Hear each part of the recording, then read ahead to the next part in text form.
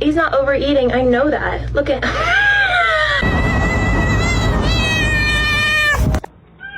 What is happening? Oh, sweetie.